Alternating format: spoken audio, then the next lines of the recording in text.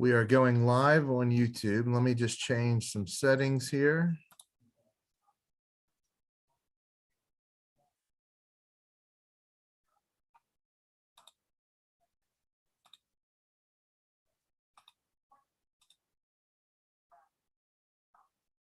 So now we are live on Facebook, or sorry, live on YouTube and recording.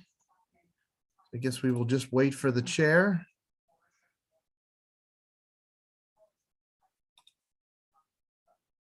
I said her name and at that exact moment, she came in.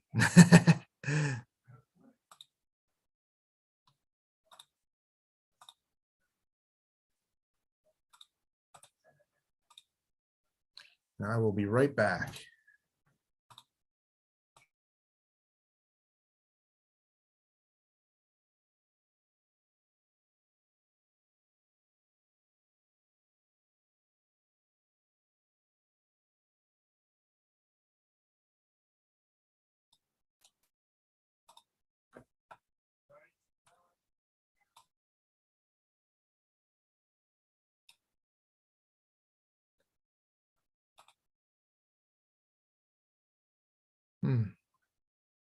Oh, there we go.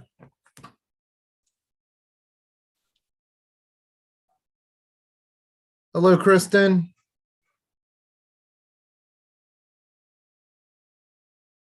Hi, guys. Kristen, since all the items are yours, I'm going to turn it over to you.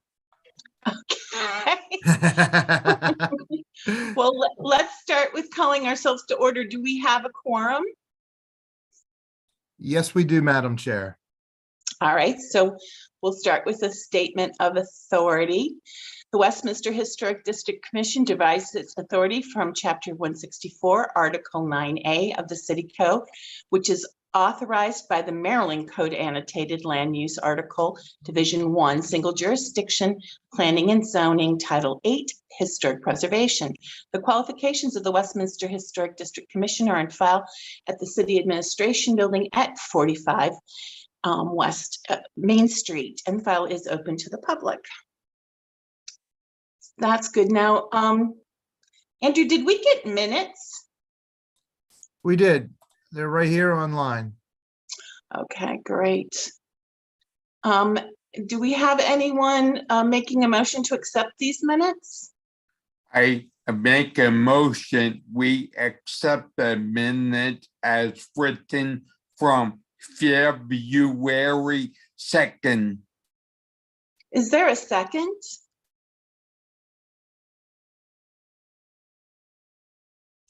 Seconded. That's Aaron, right? Sorry. Correct. Boy, the light I was on is mute. the light is bad on you, Aaron. Yeah, I know. Working on that.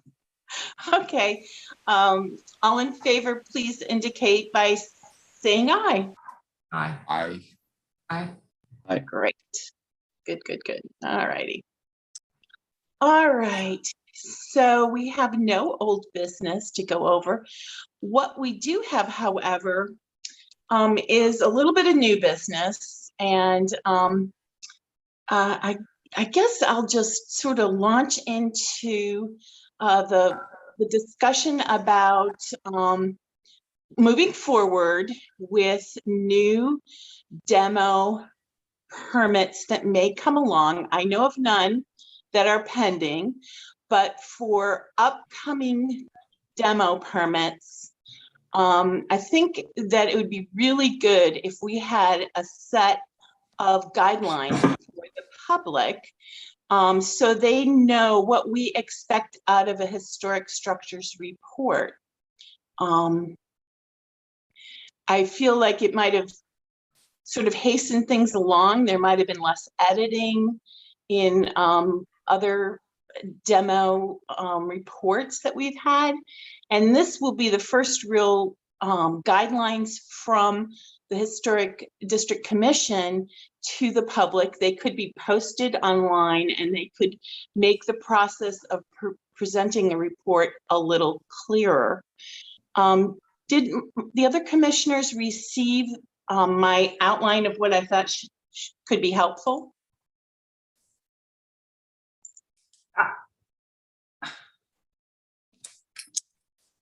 Was that, Madam Chair, that doesn't sound familiar to me.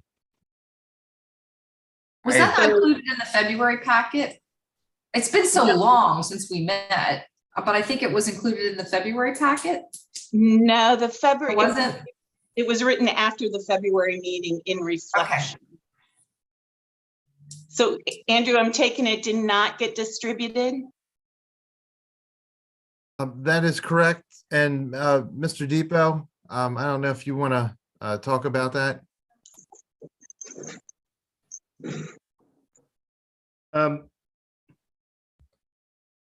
Hold on, I'm trying to, there we go.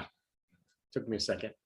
Yeah, Krista provided an outline of some things that she thought would be helpful for inventory report. We did get that. We met with Chris and it's kind of a heated discussion, but on a different topic, not about the outline that the things for the inventory, but I but figured no, I'd go with the low hanging fruit, the easy part. I apologize. We did not get that out.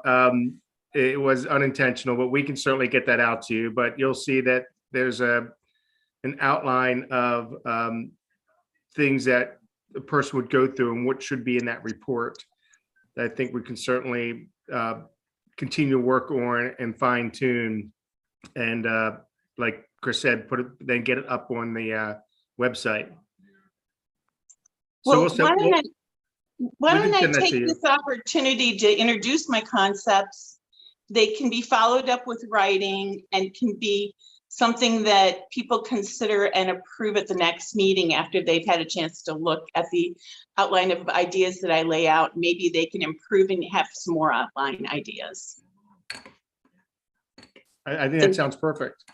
Okay, so I'm just going to hit the highlights, but you'll be sent the actual copy for consideration, commissioners. So this is just my updated bullet points for required documentation of all structures for consideration of demo permits. I'm thinking that all reports at a minimum contain certain sections that I outline. One is a title page of the project and subsequent pages are all numbered. I think it's really hard to have comments on a draft when the pages aren't numbered. An introduction about the request for the demo permit, the age of the building, the historic use, the general neighborhood, and changes proposed by this action of demolition. It's just to frame us of what kind of structure is being looked at. Item number 4 is the history of the structure and the surrounds from 1860 to 1760 to 1860. Then another bracket from 1860 to 1880. Then another bracket from 1880 to 1940. Hey, And Chris, from I'm sorry to interrupt. Andrew's going to shoot it out now, but I'm going to have him put up on the screen too. So at least people can read it as you're going over it as well. So it'll be a little bit easier, I believe. Sure. So if you can just give him a second, but he's going to shoot it out to you as well. I'm sorry. No problem. I'll pause. These are a lot of date brackets.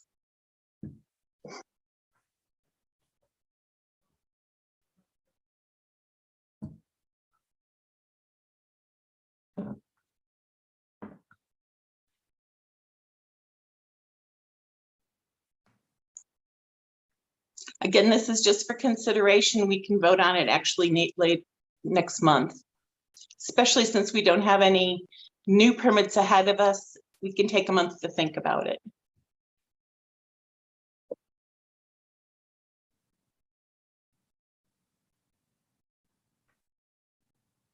So we'll start at mid-page. These are just my suggestions again to update required documentation of all structures for consideration for demo permits. To me, these are sort of a minimum that all reports ought to have to us, or all drafts.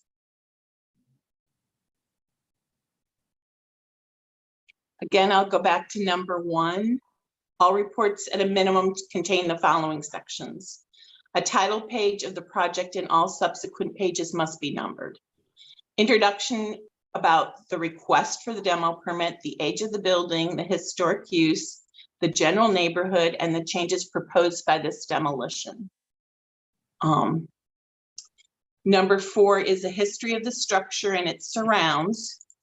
And I broke it into brackets, 1760 to 1860, 1860 to 1880, 1880 to 1940, and 1940 to present. I can explain those brackets. From 1760 to 1860 was a period of time where Westminster did not grow very quickly, and worse, the records are pretty sketchy on the approximate 200 people that were living here in Westminster. So that's a pretty large time period, but parsing it up into smaller sections of 50 or 40 years is not really supported by the historic documentation that exists on this part of Carroll County. From 1860 to 1880 is post-Civil War, basically, or Civil War and then aftermath. And that's a good bracket of 20 years where there is more documentation. From 1880 to 1940 is essentially the time period where Westminster became a tourist center. And a lot of people came out from the city, Baltimore City, to rest and relax in the cool of the countryside. It gave a whole new complexion to Westminster. There was a flourish of Victorian buildings, and it centers around the railroad that became very active at that time. It also coincides essentially with our period of significance on the National Register historic district that's lodged with the state. So it's a good time period to reflect what's already recognized as about the most significant time of town. 1940 to the present is kind of considered a more modern time period. It doesn't mean it isn't significant, but at this point, automobiles are really being used. It changes traffic patterns, and by most accounts, 1940 to present is considered really kind of a modern age time period. It includes chunks of Art Deco. It's it's World War II and post. So as far as documenting history, those are good time brackets for us and for really the region. Any questions about those time brackets I suggest? You can think about them, of course. Okay, hearing none, I'll go on. Texts must combine the information from the applicable state inventory sheets. Those are the ones that have the car listing, CARR, and then a number. The Westminster National Register nomination, which is the federal nomination, Christopher Week's book on the building of Westminster, and the Sanborn insurance maps for the region, the historic Westminster City directories, and the vertical files at the Historical Society of Westminster. Those historical resources must be combined into a single text. That is, it's not really acceptable to just go and copy those resources and slap them together. You got to actually go through and pull them into a single narrative. They're resources. They shouldn't be just presented to us as raw research. You know, the person doing the historic report ought to synthesize that raw research and tell it what it really means to that structure. And then a timeline of the structure really needs to be provided for major historical shifts and corresponding to structural elements in the building. So for example, when you go through those Sanborn maps, you can see how additions have been made, and they're very detailed as to windows and floors and things like that, because they're offering insurance for those properties. So they're usually pretty good. Not always, but usually they're pretty good. Any questions about that? All right, I'll let that just sit with you for a month. Number 5 is support that text, that synthesized text, with photographs of all exterior surfaces and interior surfaces. Further capture the baseboards, windows, and floor trim, banisters and newel posts, the interior and exterior woodwork. Roofing materials for all portions of the structure needs to be documented. Depict the brickwork with major mortar joints in detail, so the stretchers and stringers at any of the joint detail is recorded. Provide an indication of heating and water systems as well as previous systems formerly used. For example, coal bins and chutes, water and steam systems no longer in use should be recorded. At a minimum, a plan drawing of all the floors and exterior elevation needs to be provided in support of the text. Details to previous porches or additions should be noted. Occasional floor coverings are layered and the change in flooring should be noted. Plaster relief, decorations, interior cornice work all need to be recorded. And finally, any unusual use of the structure needs to be recorded, like a second floor ballroom or a mixed commercial and residential use in a single structure. Any questions? No? Okay, I'll let you think about that. There should be a photo log or figure listing so that there's no redundant photos or photos where we need to frankly guess what they're showing us. A log, and each photo needs to be labeled with a photo number, grid directions, the floor of the house, which floor it's being taken on, exterior, interior, and the central point of the photo. That is, this is a door in the front room. Dates and photographer names can be put on the photo log. Photos in digital format cannot be labeled on the back because there's just too much of a chance of mixing them up in the future. The basic information needs to be captured as a photo caption. Otherwise, we get the 100+ photos and you're not even sure what floor you're on. So I think this is just really good basic information for people to know. Any questions? All right, I'll move on. Conclusions should include the request of the sections of entire building that is to be removed. That is, they should tell us what parts of the historic structure will be demolished, or if it's the whole thing. I think that might have saved us a little time in previous projects. Number 8 is make a list of the actions that will lessen the damage to the historic district, like design modifications, preservation of historic elements in place, limits in size and scope to match the existing historic structures in the district. So I'm asking in this historic structures report for people to give us the litany of good stuff they're doing. I mean, you consider the demo as damage to the historic district, but sometimes there are things you can do by design, size and scope and material that at least limits the damage. It doesn't make up for the damage, but it certainly is an effort on behalf of the permittee to show they're working with us. Any questions on that? In some places, they call this mitigative measures. Okay, number 9, make a bibliography of the sources that were consulted. Add the references throughout the text and then a bibliography to support the research. The final product should be a standalone product that does not require the reader or the HDC to consult other sources to understand. It should be like a high school term paper. It should be standalone without pieces that we have to recognize and figure out where they came from. Any questions about that? Okay, number 10, and I feel this is really important. Paper copies of the draft and final products must be made to the commissioners. The final submitted product should be on acid-free paper.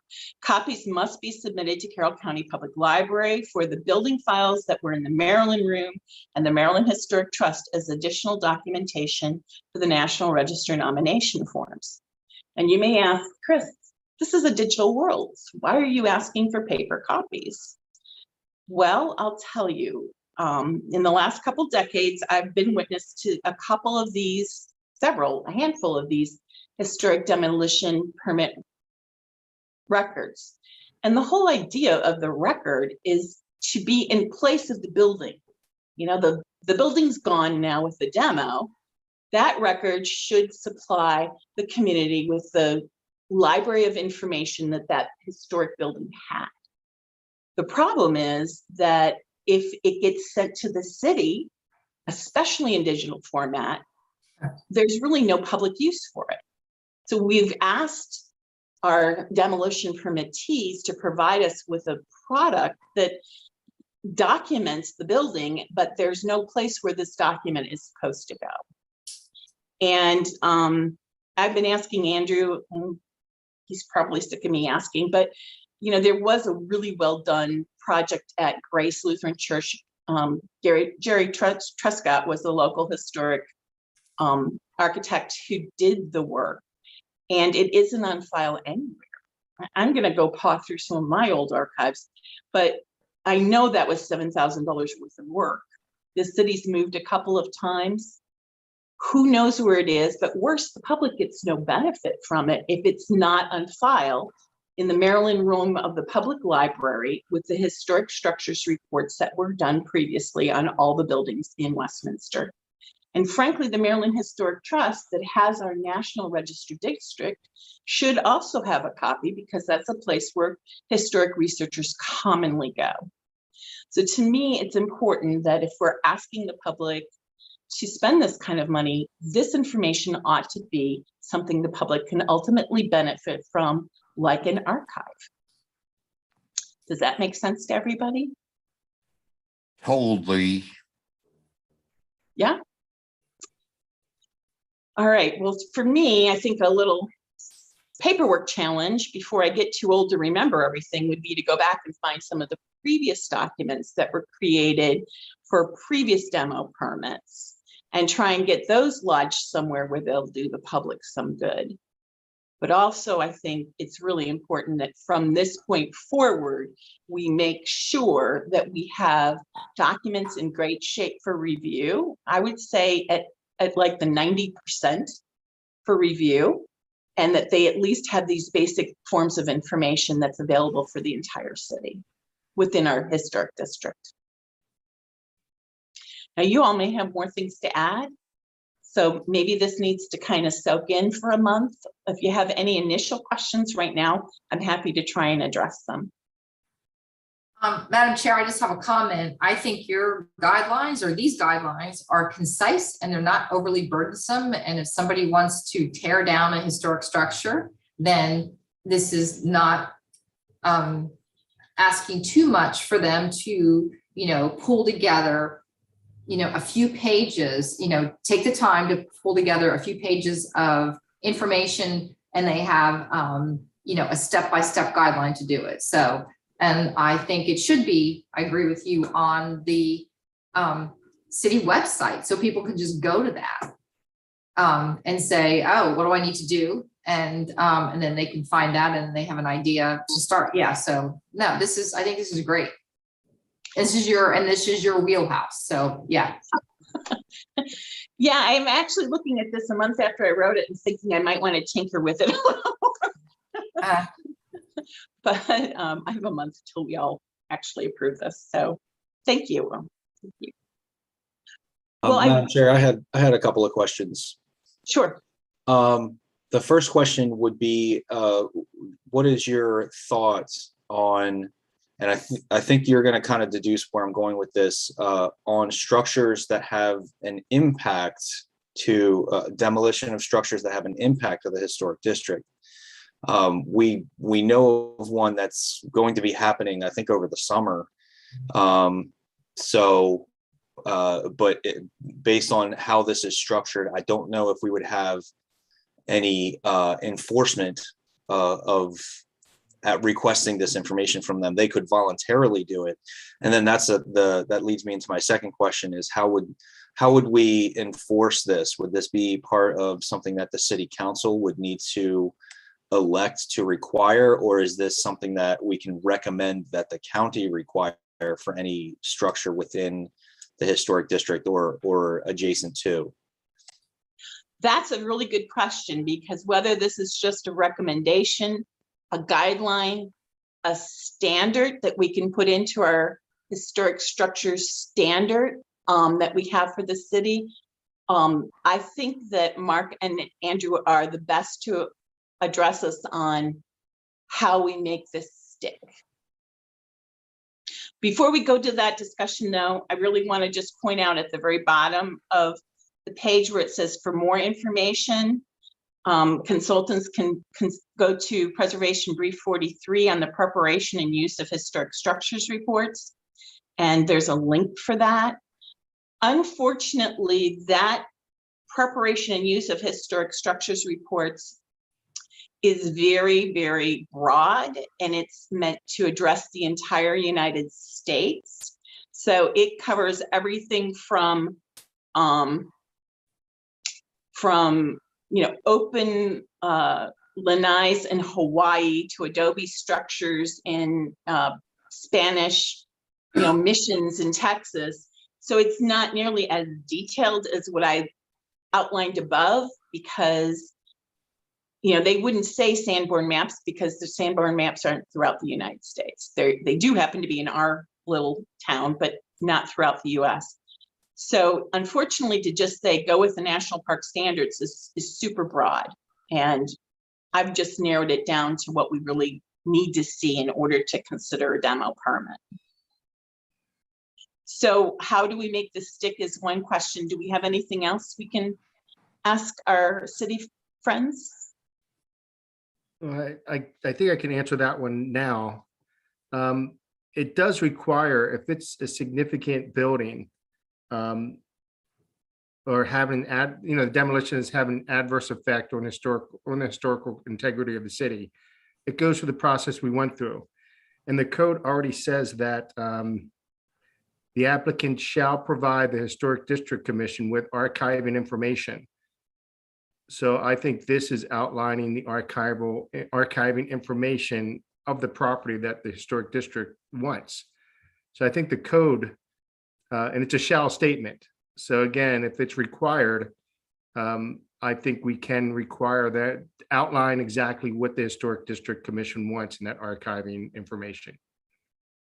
So that's a power within our commission that we can make. Yes, if it's brought before you, the demolition permit is brought before you, that is a standard. The applicant shall provide the Historic District Commission with archiving information as to the property under guidelines established by it, similar to those adopted by the Maryland Historic Trust. So similar to, but I think, again, that is a power of the HDC.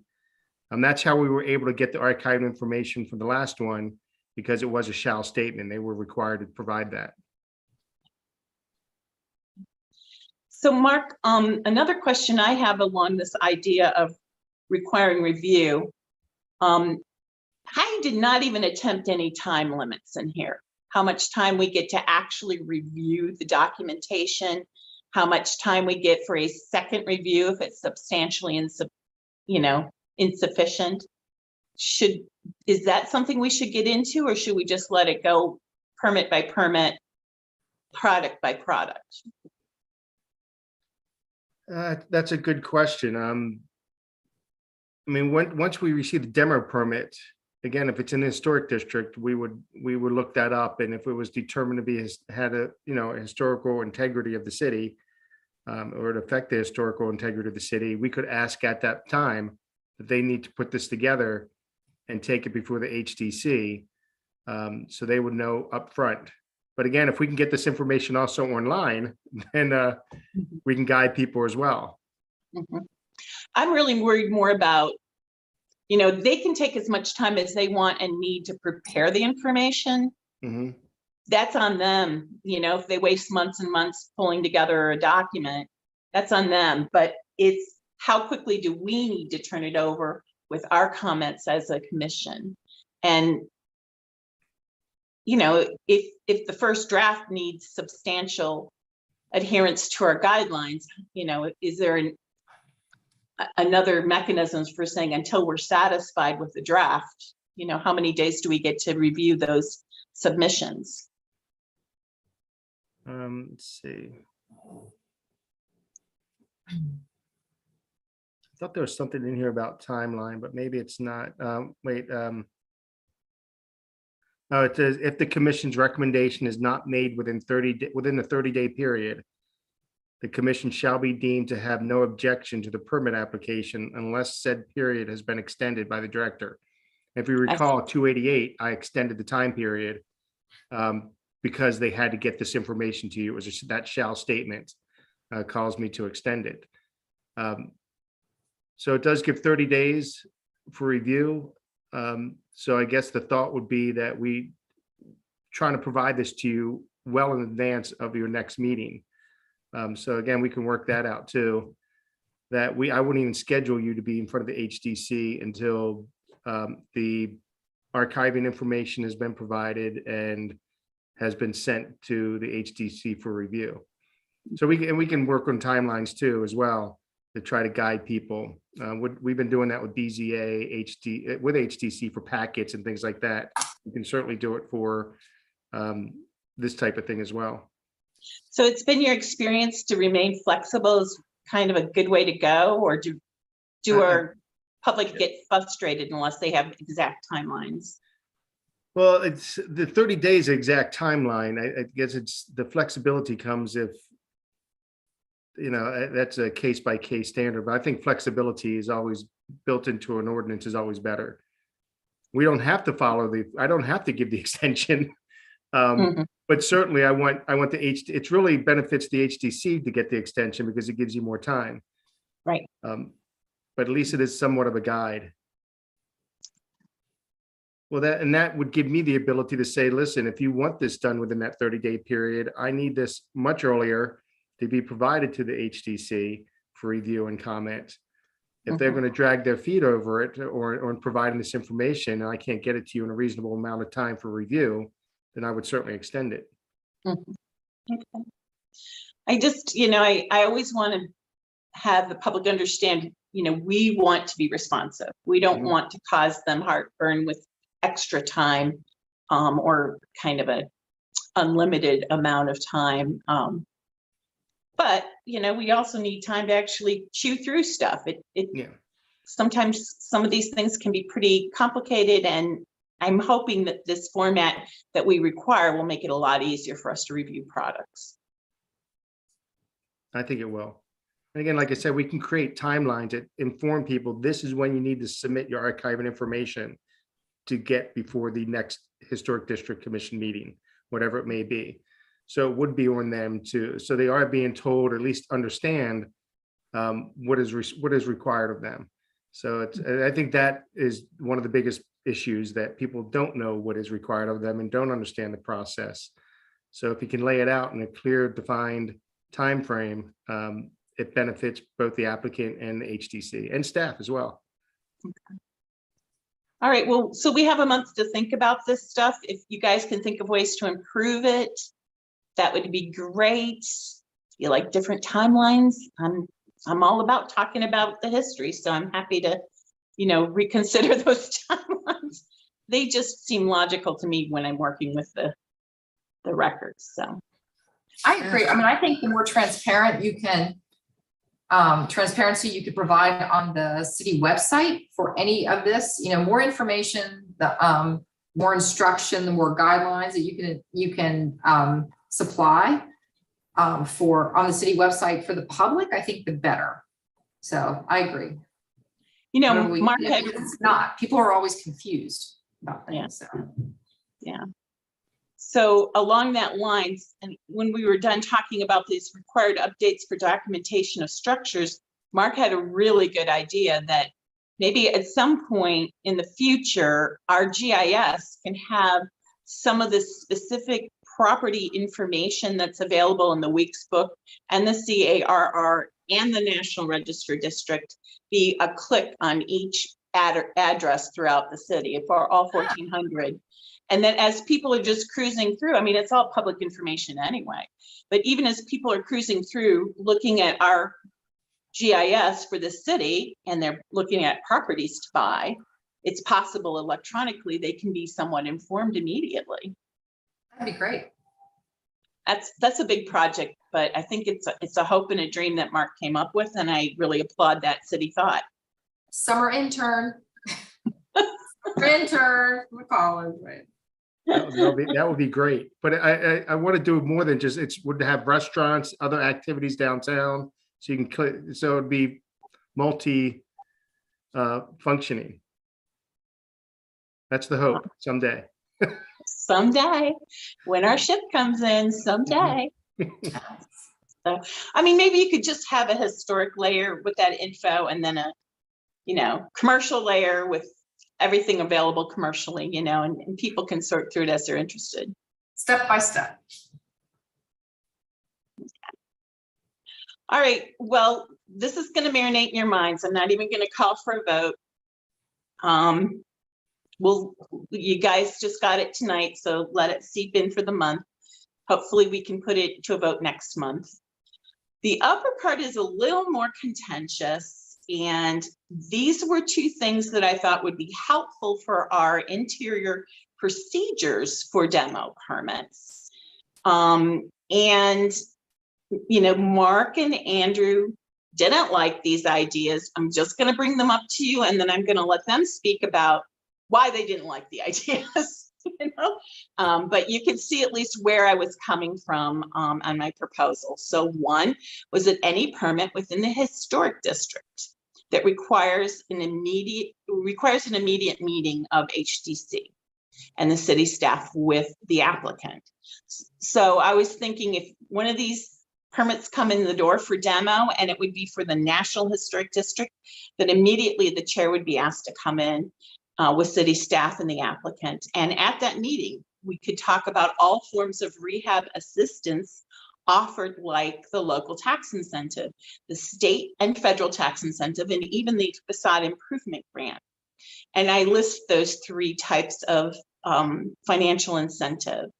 And my idea was that I had the feeling that our last applicant did not have those choices before him when he came for the demo permit. And I just felt that at the February meeting, when I specifically asked him if he knew about those opportunities, he said no, he didn't know. So that was just an idea I had. Secondly, I said, schedule an immediate walkthrough of the property for HDC so all members are informed about the property. I really feel like stepping on the property is really important to see it, to see what's historic, to be able to point out that don't forget this cornice work is really important, or that plaster work is really, speaks volumes about German culture here in Carroll County.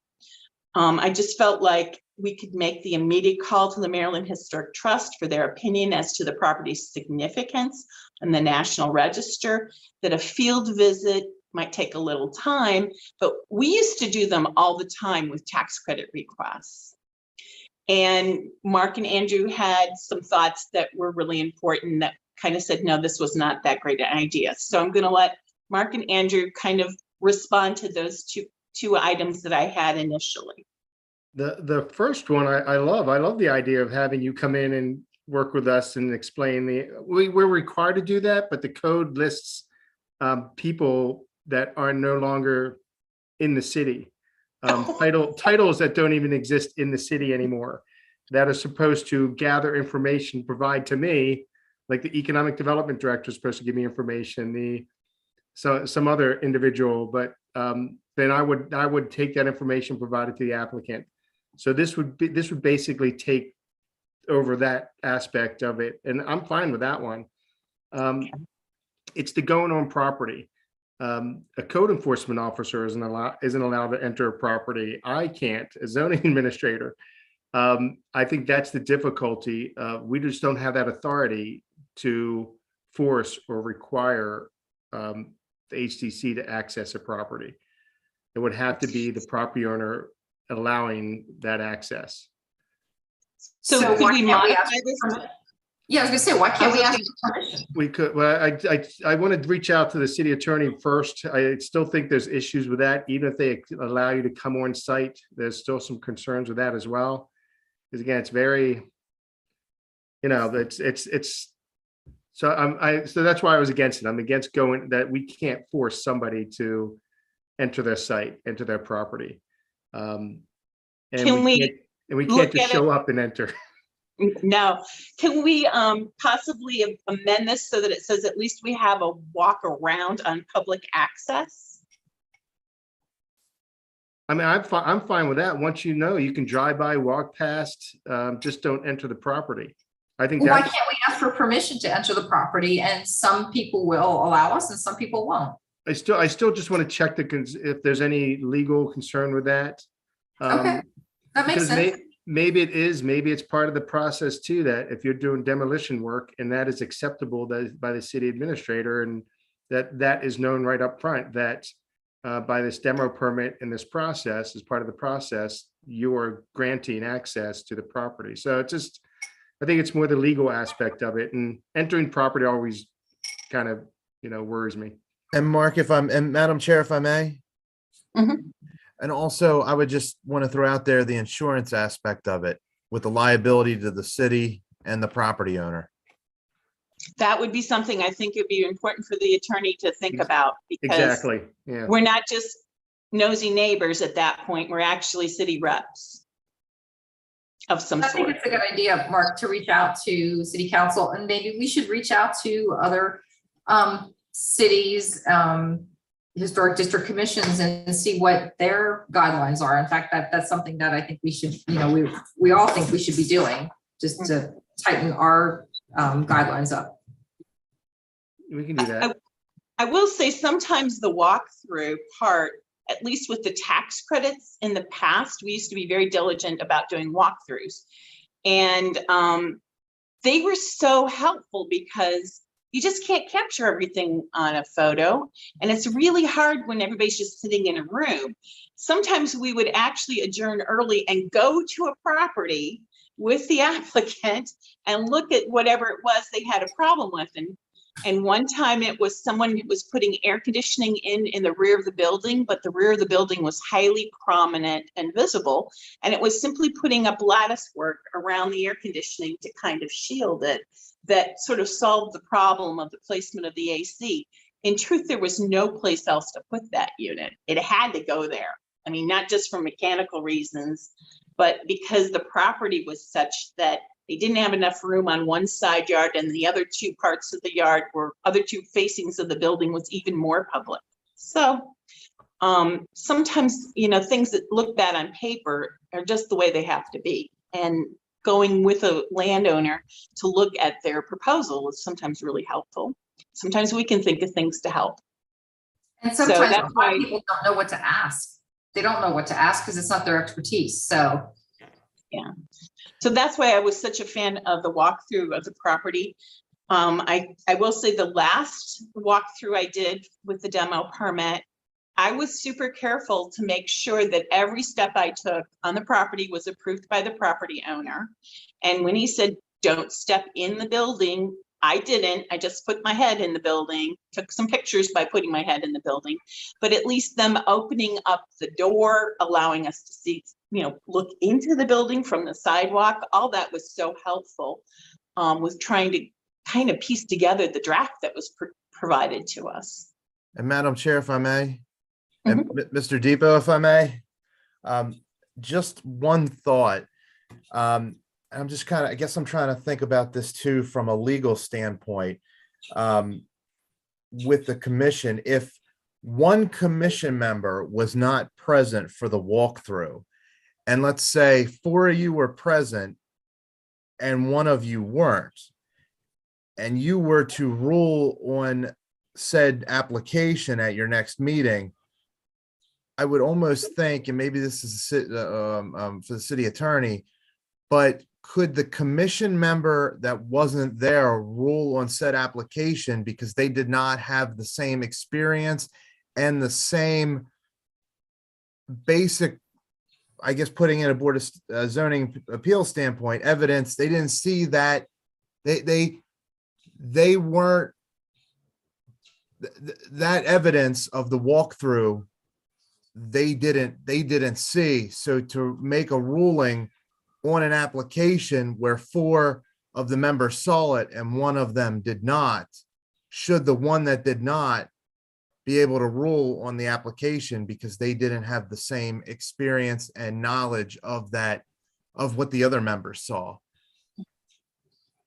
I would say that that's something to be considered and informed by the attorney. I would rather have it be an optional thing because, you know, in the last walkthrough, there were some commissioners who felt they got enough information just from the draft. And, you know, I would think that is up to each commissioner based on the information presented to them, that a walkthrough could be their option. Mhm. And then I guess too, with a walkthrough, since it would be, if there was a quorum, and if members of the public wanted to watch the commission in action,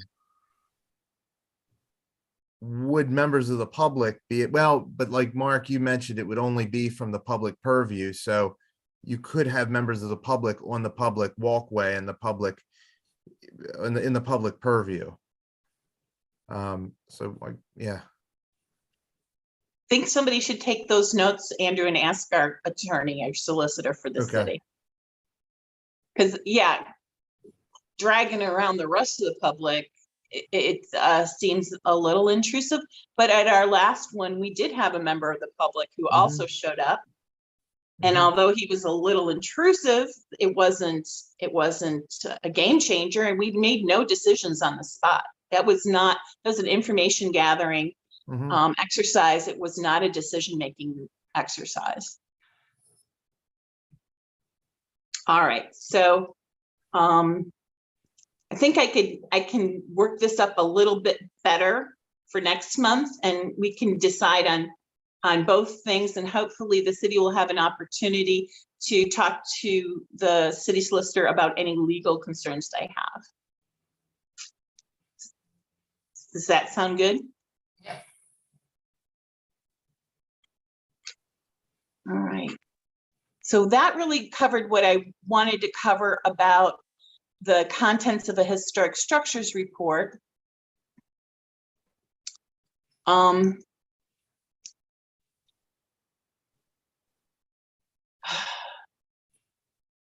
There were two other quick topics that were listed from the previous month that we should hit. But then lastly, I think under the Historic District Commission and public comments, I do want to talk a little bit more globally about historic preservation in the city of Westminster. So I'll just go to item B, the Flower and Jazz Festival. Do we want to, as a group, show up and be a part of that festival?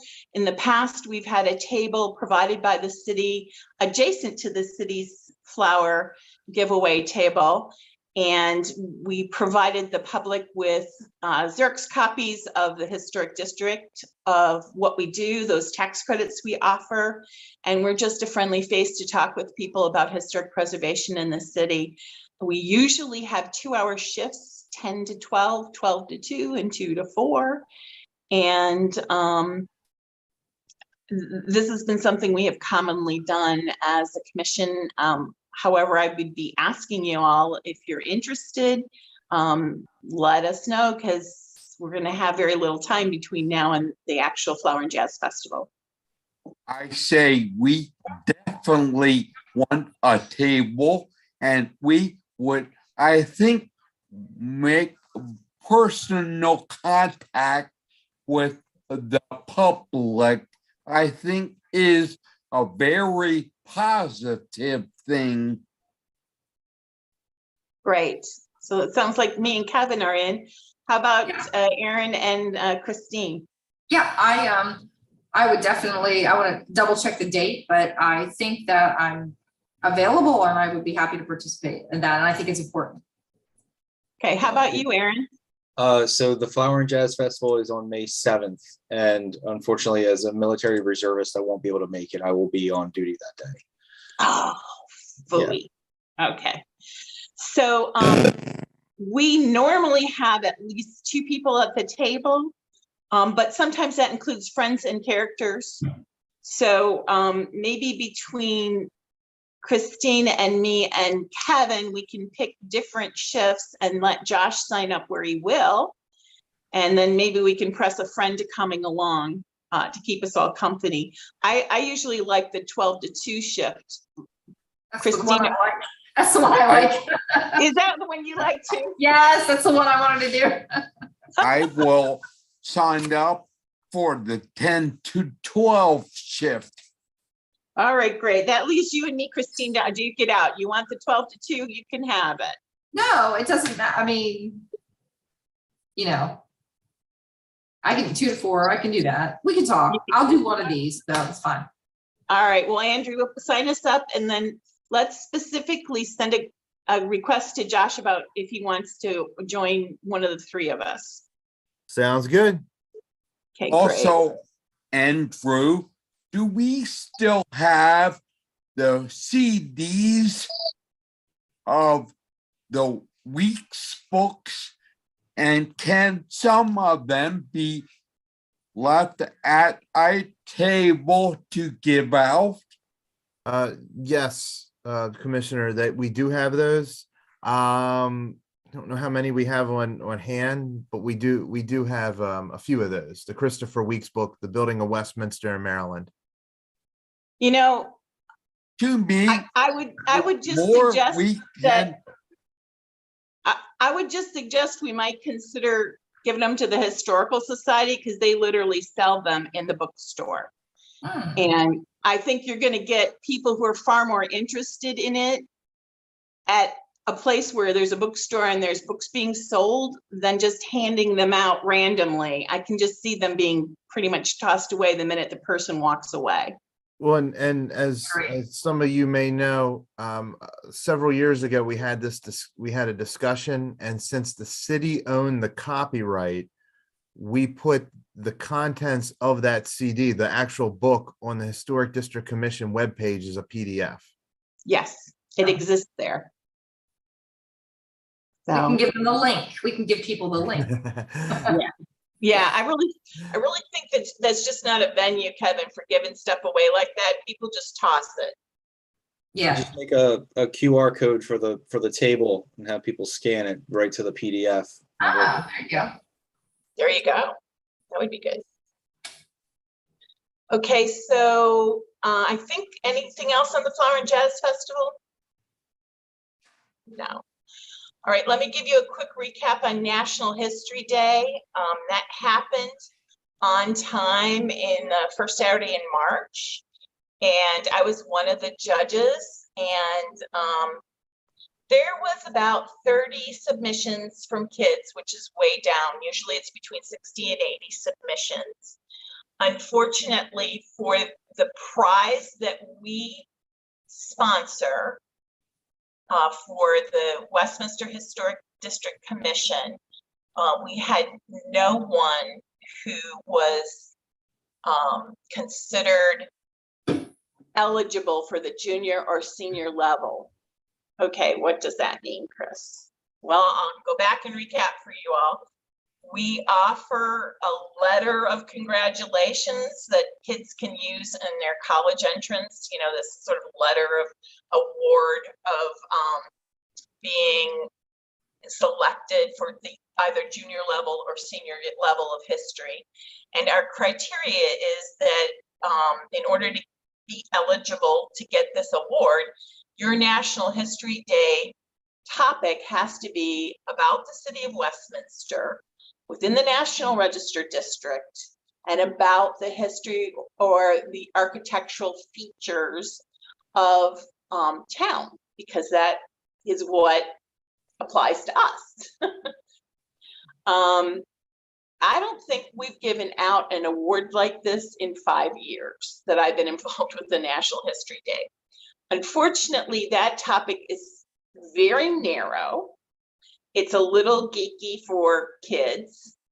And if you look at every other organization, they're offering $25 to $50 gift certificates to the kids as a prize rather than a simple letter that can go towards whatever they want, their resume or their applications to college. It just hasn't translated into interest for the kids. So I don't know if there's a way we could budget in a prize for next year with our coming budget process, or if we want to just keep floating along, hoping that some kid finds us interesting enough to twist their paper to include downtown. They also have to have an adherence to the national theme. And so this year's national theme was debate and discussion, places of contested understandings. And how you would apply that to the Westminster Historic District might be, just in how you preserve and protect historic properties for the public. That can be very contentious and debate ridden. The year before, the national theme was on communications, and downtown Westminster has lots of examples of communications, like the first telephone that was hosted in Mary Shellman's house. She was the first operator, and Alexander Graham Bell came to visit her. And so that's something that happened right downtown within existing historic structures. The previous 2020 national question or theme was on breaking barriers, and people or women breaking barriers was the main theme. And we could have used the fact that Frederick Douglass came to visit us in Westminster. That was barrier breaking. And that was downtown on Main Street. I think it was near the Opera House. There are other examples of historical people in downtown Westminster who have physical structures that could apply to that breaking barriers theme. So there are ways to include the national theme with our small little historic district. It just seems like, I'm not there to coach those kids. I've offered to coach them as to how they can think about the national theme and our particular award, but the connection's not happening. So, what do you all think about it?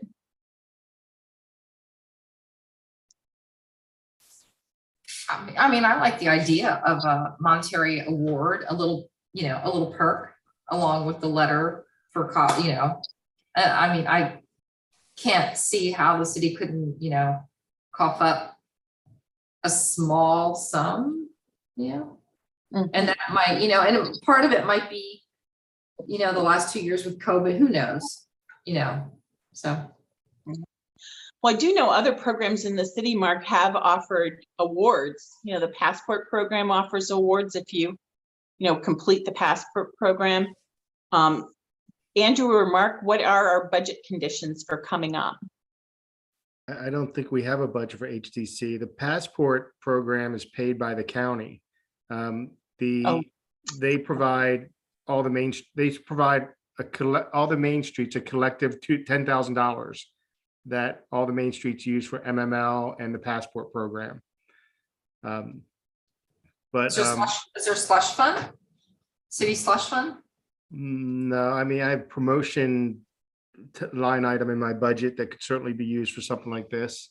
But it's might be a little late, but I can always ask if I can get something to add some money in the budget for HTC. It would be great. We used to have a budget of 10 grand a year. And literally we almost never spent it. And I think, it's one of those, if you don't use it, you lose it kind of thing. I think so. And I think it got dropped down to maybe 1,500 a few years ago. And then that wasn't used. And I think it just got dropped off. Yeah. Also at one time when we had the historic Christmas walk, we generated funds. So if we would do that again, we could earmark making up 200. I think kids get involved in projects that seem to be a part of worth their while to do. Like, what $50 to many. $50 is nothing compared to if you're spending $65,000 a year to go to a college. $50 is nothing. So our reward or award has to be some significant amount, in my opinion.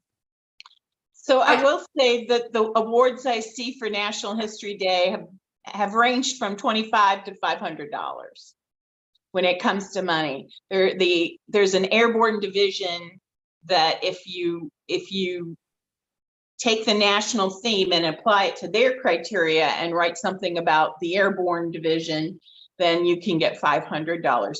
Now that is really a much bigger incentive for kids to twist the national theme and the history of that airborne division to get that money. You know, they're more likely to compete for the big dollar ones.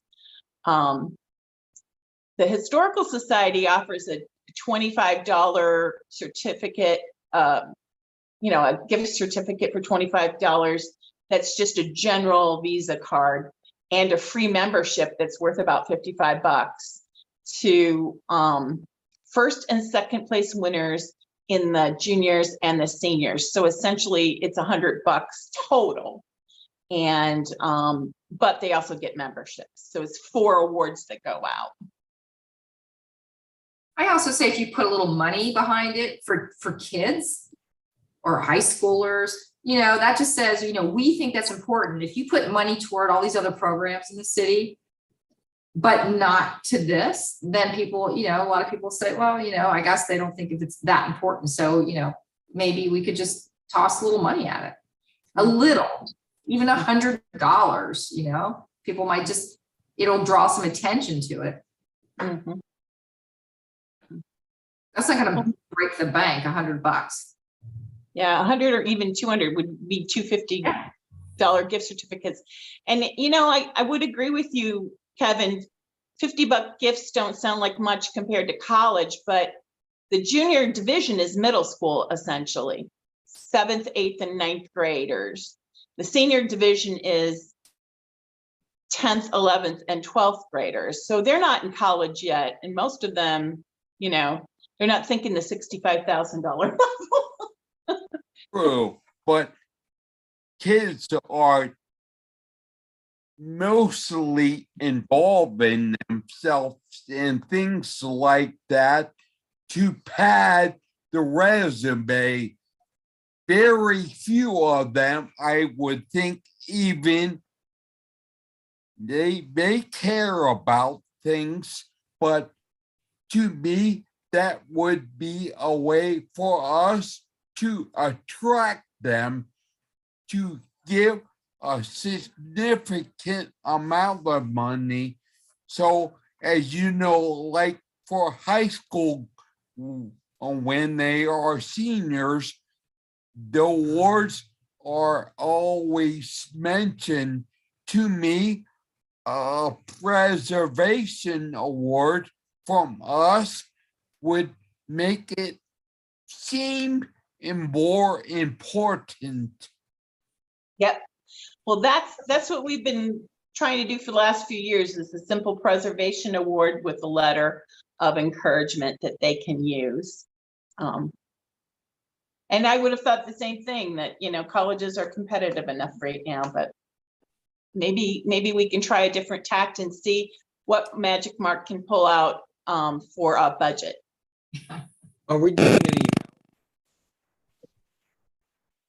It doesn't hurt to ask. Yeah. I think Josh has a question, but he froze up on us. Josh, are you there? You mean Aaron? I mean, Aaron. Aaron, I'm sorry. I'm thinking, where is Josh? He said he would be here tonight, but Aaron, did you have a question?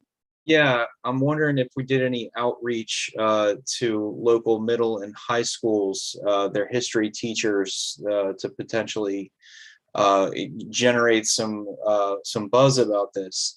You know, possibly award extra credit in class. You know, that might be its own incentive. That's the idea that was struck to my mind. So I actually interact with the social studies supervisor for the entire county every month on our behalf at the Celebrating America Commission. I attend on our behalf. So we do have a chance to speak with them, but I think they want to be really super careful to filter out individual folks because we're not school staff, you know? So they're happy to take anything we offer them, but I don't know that they're going to let us come and talk to the kids specifically. I have done that before. I've gone and spoken in classroom settings as guest speaker, but I haven't done it in a few years. Well, another way would be put a YouTube about things and explain to everybody, and schools that want to view it for their kids, they could, and it could be optional. Well, you're reminding me of something else good, so I appreciate that, Kevin. All right, have we hit this topic as much as we're going to tonight? Because we've got a few other important things I want to go with. Yeah? All right, good. So back to our agenda. I believe we're at the part where we can talk about the Historic District Commission individual reports and public comments. And I have a few things I want to start with. And one is Andrew still there?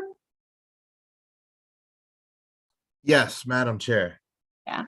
So I was going over our website and I noticed that the presentation that I did for the Historical Society from last May, Preservation Month, a year ago, I did it on the Historic District Commission for Westminster and the tax credits. And it still isn't up on the city website as a link. And I'm just wondering where the disconnect is to get that done.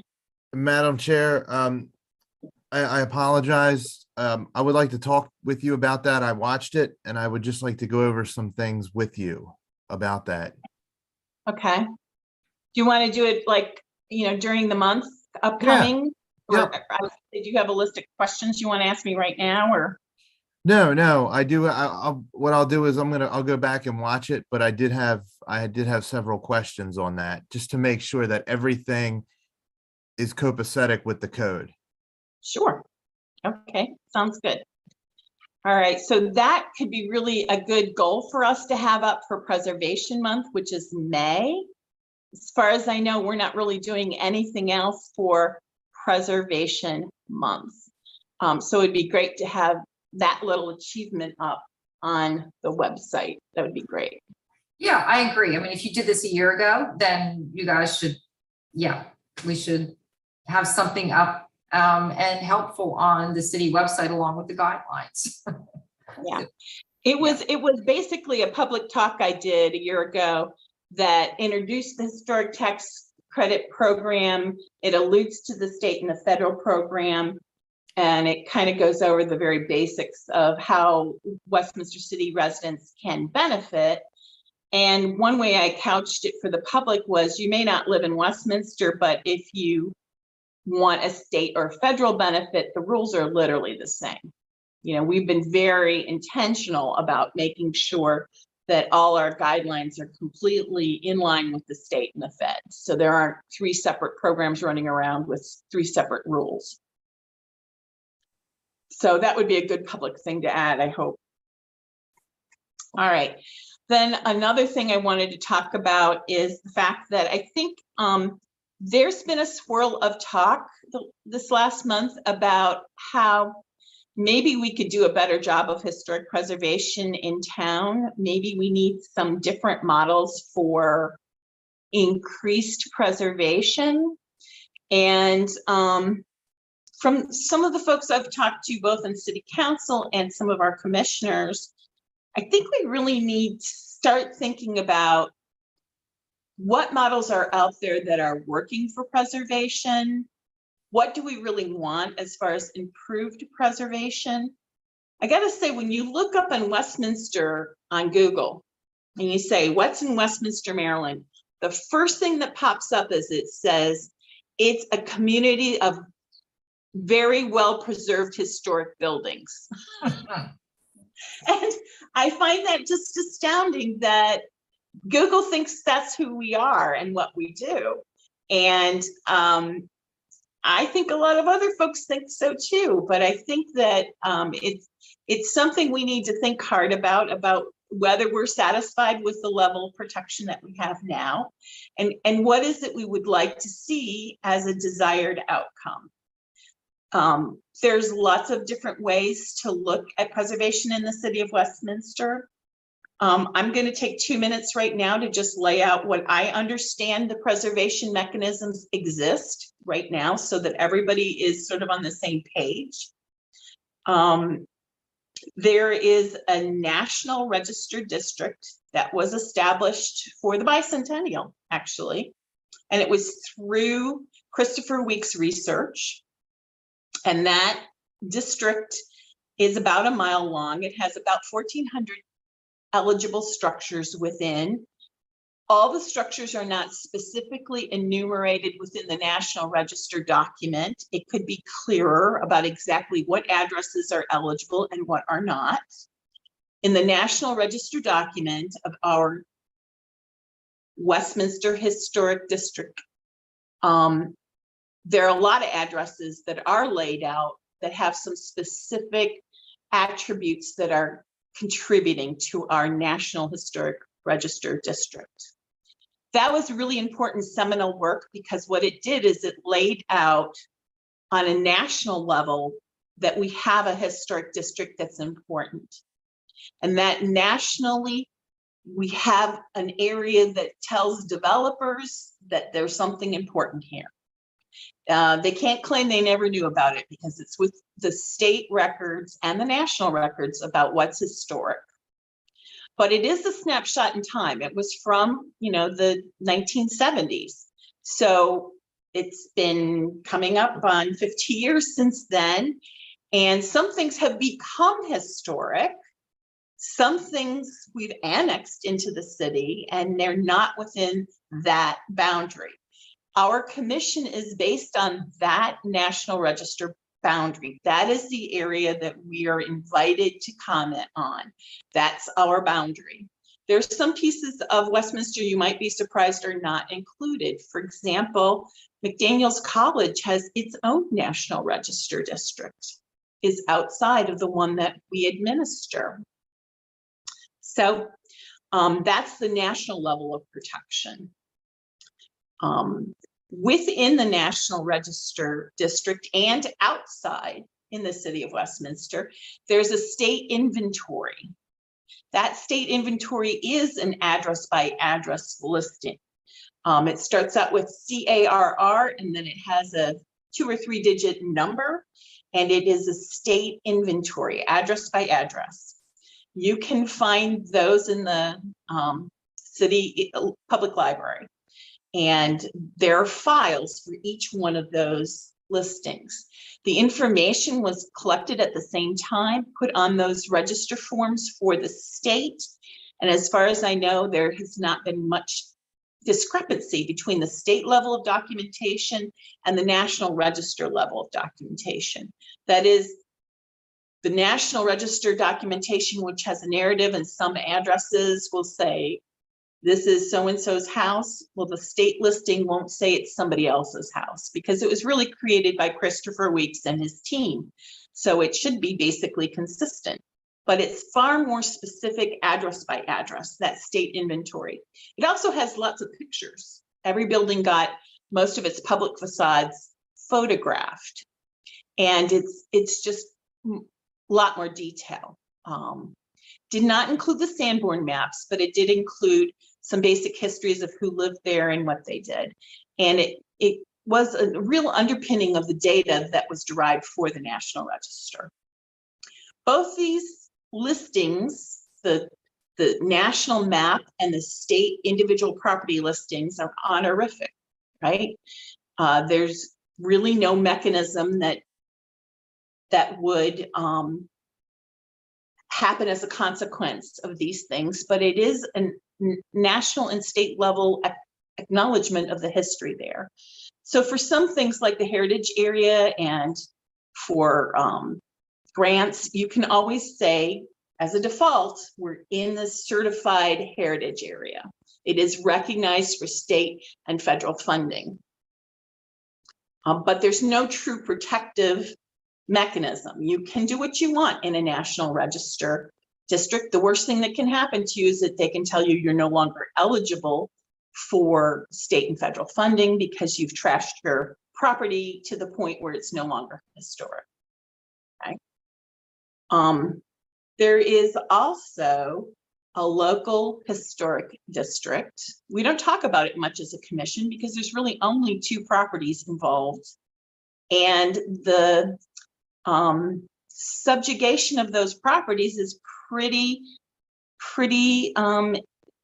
all-encompassing. The commission really has a right to make an awful lot of decisions on those 2 properties. There's no real incentive. The landowner comes forward and just says, I want to be part of the local historic district. It is a in perpetuity assignment. So when you sell your property, there's still that same level of protection, but it's within the National Register map, the footprint of the National Register map. And right now there are only 2 properties involved. In the past, when we've talked to property owners, including myself, the question has been, what's the advantage? There's literally no tax advantage. And there is a pretty heavy-handed way of being looking at any kind of improvements to the properties. What's worse is I'm not sure there's any kind of annual review of those properties, or I don't even know if the current landowners know that there's that kind of enforcement. So it's a little squishy for me right now in my head. There's also 2 areas of town that were given an overlay, and these overlays were specifically to protect the use on those lands. And one was at Belgrove Square and one was on Willis Street.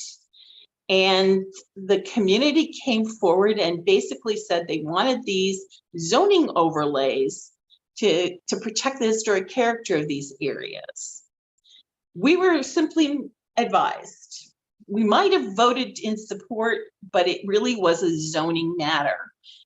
We were made aware that the process was going forward and invited supportive comments from us, but this didn't come from us, and it sort of isn't under our bailiwick, but these are supposed to be protective mechanisms. Mark, have you looked at those mechanisms any closer since we talked last? No, I have not. Sorry about that. No, that's okay. It's going to take a deep read, because I think the way we phrase things is much differently than when those were conceived. So I think the general best practices of an overlay are very different than the intention of those overlays, and they may need some more study in the future. So I guess the question for the commission is, how do we start with a specific plan that may end up with more preservation tools?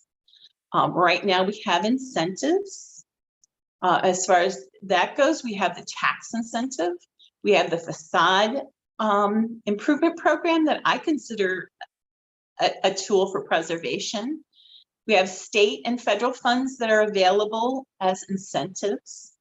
However, the only requirements for people who don't want or need incentives might be those overlay areas, because they control use. However, I'm not sure that would protect historic fabric if an existing use wanted to demo the property and have demo one of the properties in the residential area and just build a new condo for residential use. I'm not sure that historic preservation outcome would be there. I've heard people talk in the last month or so about finding ways to enhance our ability to preserve historic fabric. I will say I've recognized over the years huge holes in what we have. One, it's all tax incentive based, and for nonprofits, they don't pay taxes. So again, there's no incentive, and so that to me is unfortunate. I would hope that we would want some kind of incentive for nonprofits, maybe to preserve and protect their historic fabric.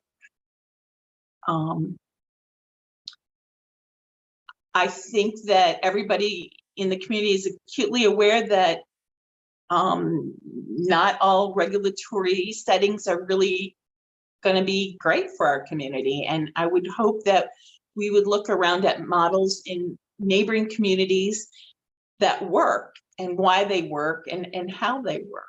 I think we've been real conscious of not being heavy-handed here in our community. And I would think that would be something we'd want to go forward with, is not being heavy-handed, but finding some model that would be useful to our community.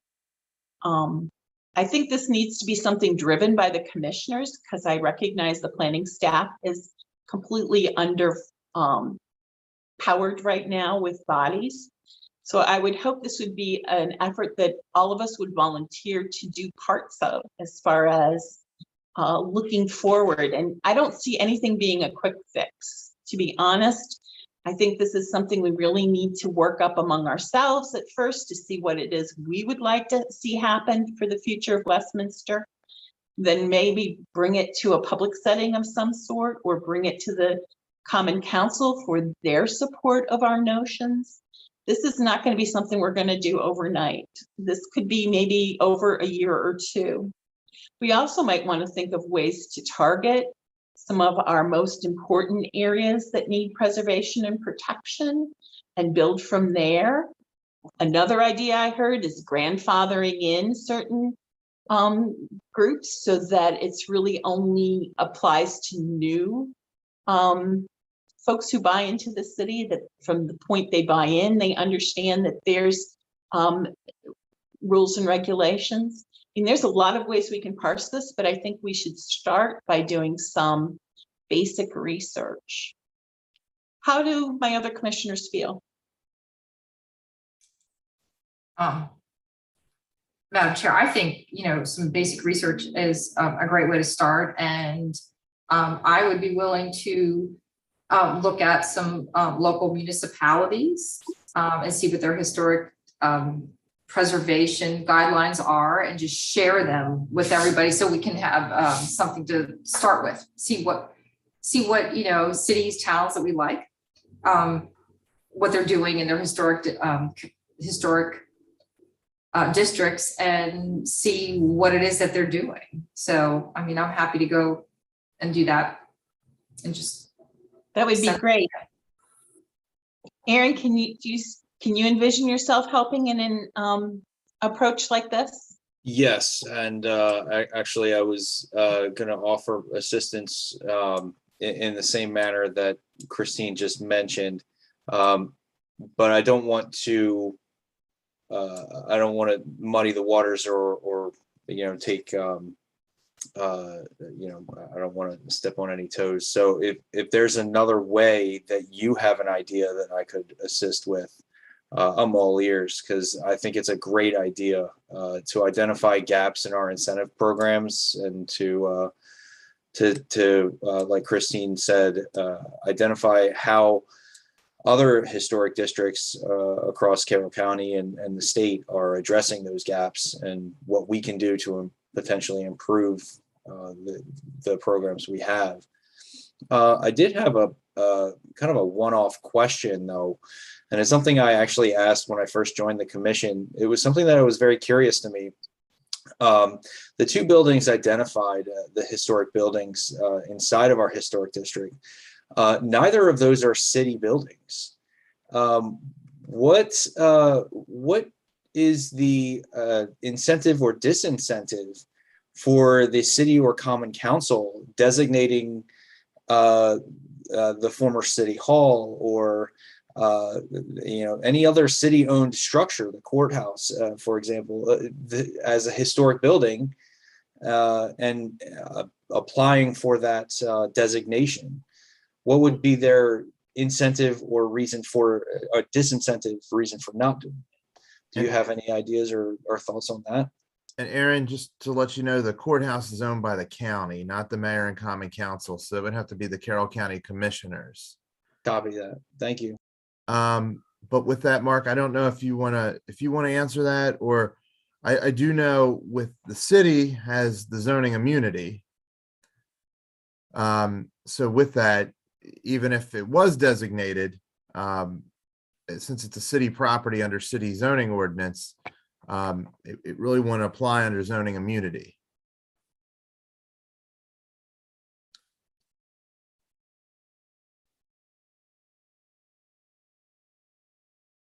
So in other words, it would just be kind of an empty title in that regard. Exactly. Yeah. Okay. More. Yeah. Yep. Yeah, but I like your comment, Aaron. I think a lot is to your question, Chris. To me, it's all about education, and also, let's say, City Hall would be go after recognition for the building. I am big on lead by example. So if the city would do that, no benefits because of what you were saying about they having a special exemption, but I think we maybe need to get back to, like we talked about in the winter bill, there could be a piece of paper explaining this historic district and all different aspects. But as you know, I think it's all about learning. So, Kevin, Educating I'm gonna, people.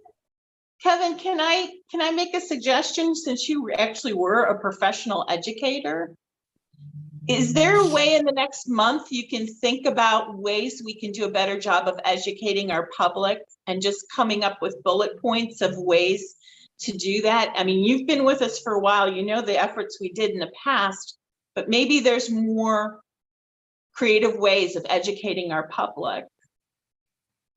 Okay, I'd be glad to, but again, like the Fallow and Jazz Mart, I think that is a great opportunity for us to explain that it's not always about tax credit, but as you know, I think a lot of people are proud of owning their house and having them even know how their house influences Westminster.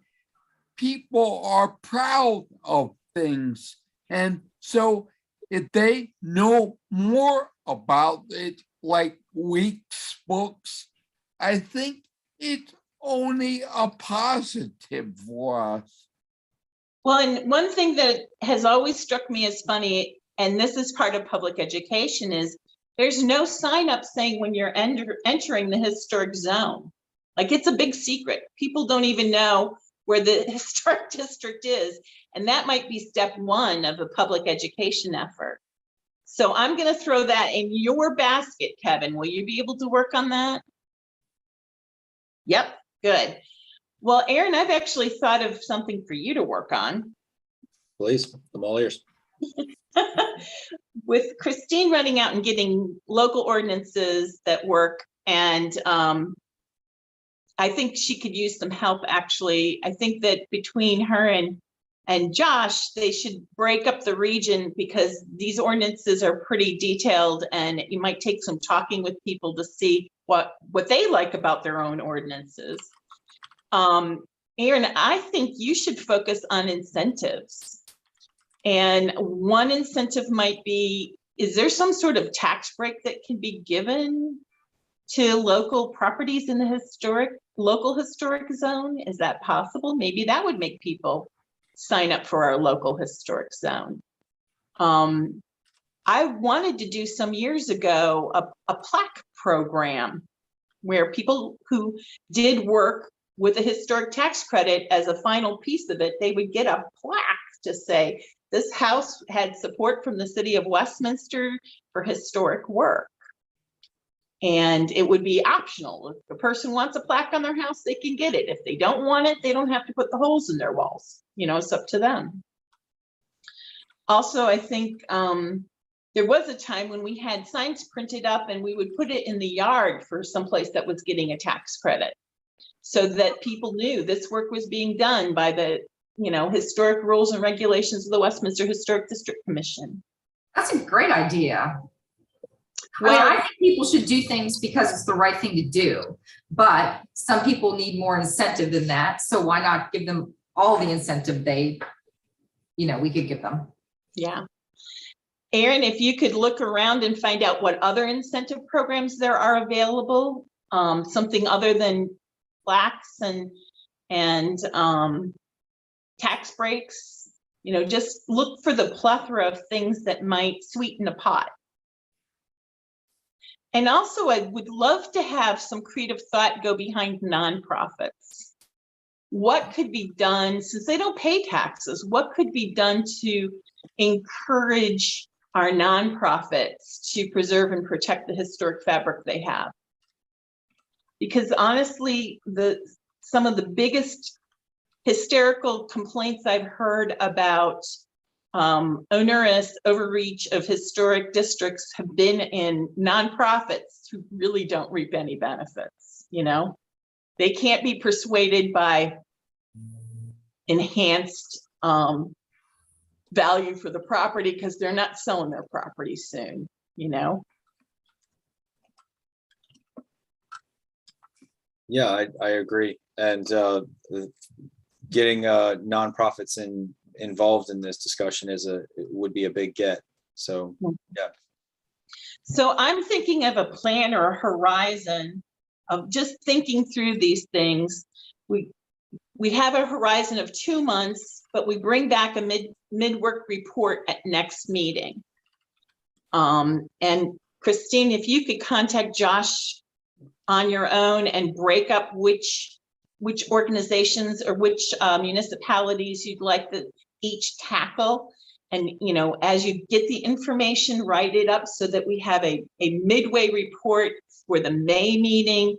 And then in June, we consider this data gathering something we pull together and consider as to what seems to be working for other communities that's creative. Does this sound doable for you guys? Yes. Yeah. Absolutely. I mean, I really feel like time is not our friend on this. I don't want to dawdle out very long, because while people are still thinking about historic preservation and before we have any future problems, I think we want to try and start tackling what it is we really want to do as a commission, and then how do we get there? And how do we go slow? You know, we don't have any targets right now. We don't have any specific targets of structures we want to save. We need to just discuss what is it that is good for our community. I mean, if we can, no, I agree with you. if we can come up with a set of guidelines or standards or best practices, we can be proactive instead of just wait for people to come to us with a tax because they want a tax credit. I think that's our goal, is to start in what could be the historic district and to say, hey, here are incentives for you and here's what you can do, and we can help you do it.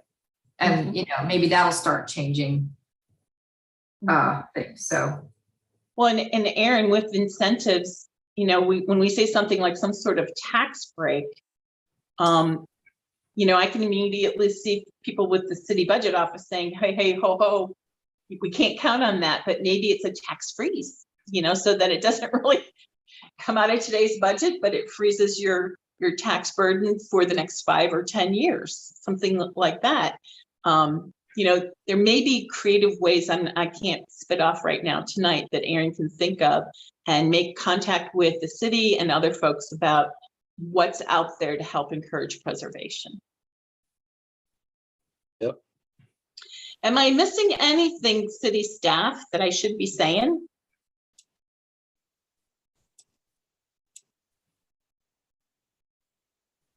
No, I think that's the approach of coming back. And I think we want to harp on the idea of what is important to Westminster. What exactly are we trying to accomplish? I think that would certainly help lead us to what the end result may be. But we also talked about maybe some proactive responsibilities or things that the HDC could be involved in. Maybe it is that education portion that you mentioned and other elements too, but I think that's important too. We just don't get out into the community like we should be. And that's it. But no, I agree with everything you've said. Yeah, I think that we just all need to recognize that this has been a 20-year problem or more. We're not going to dig ourselves out within the next 2 months.